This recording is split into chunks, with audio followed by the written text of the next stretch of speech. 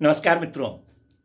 पिछले भाग 94 में हम लोगों ने BNSS 2023 के दो सेक्शंस 22 और 23 पर चर्चा किया था कि माननीय उच्च न्यायालय सत्र न्यायाधीश महोदय, अपर सत्र न्यायाधीश महोदय के द्वारा दंडादेश दिए जाने और साथ ही 23 में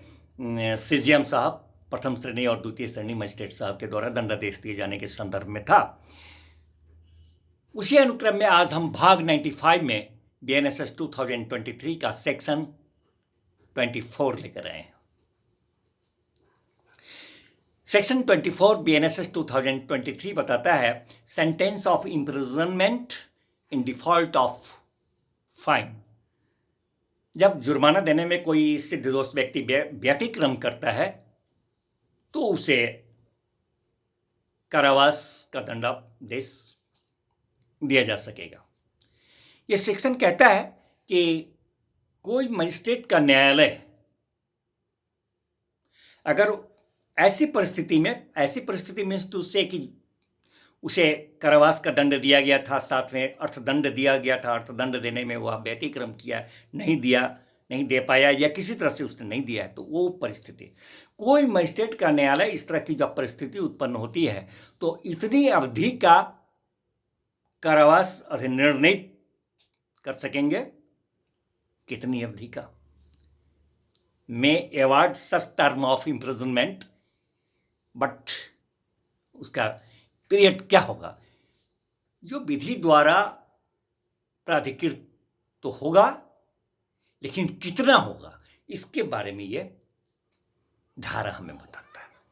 कि जब कोई सिद्ध दोष व्यक्ति को कारावास का दंड दिया जाता है, साथ में अर्थदंड दिया जाता है, अर्थदंड देने में वह व्यतिक्रम करता है तो उसे कारावास का दंडादेश उस व्यतिक्रम के लिए दिया जा सकेगा। लेकिन कितनी अवधि का दिया जा सकेगा? दिया तो जा सकेगा विधि द्वारा प्राधिकृत ही, लेकिन कितनी अवधि का दिया जा सकेगा इसके बारे में ये बताता है। ये बताता है कि पिछले सेक्शन हम लोग 23 में क्या देखे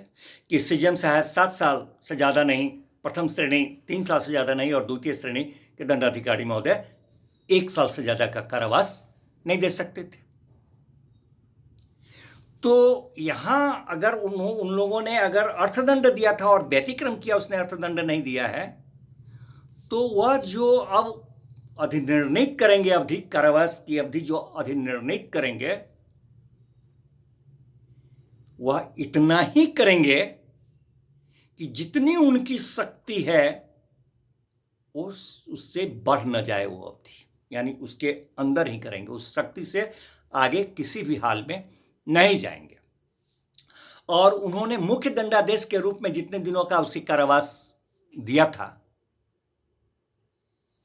उस मुख्य दंडादेश के 1/4 से अधिक उसमें कारावास की अवधि अधिनिर्णित नहीं की जाएगी। और ये जो अवधि हुई, अवधि जो अधिनिर्णित की गई कारावास के रूप में, वह मुख्य दंडादेश जो था कारावास की अवधि का, उसके अतिरिक्त होगा। मित्रों, ये सेक्शन यही बताता है कि जुर्माना देने में अगर कोई व्यतिक्रम किया है तो वैसे परिस्थिति में कितनी अवधि का कारावास अधिनिर्णित किया जाए इसके बारे में ये बताता है, जो कि विधि द्वारा तो प्राधिकृत बिल्कुल होनी ही चाहिए, बट जितना उसको मुख्य रूप से दंडादेश कारावास का दिया गया था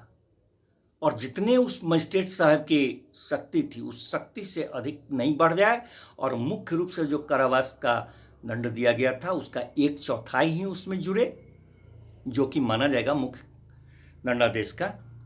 के अलावा है, अतिरिक्त है।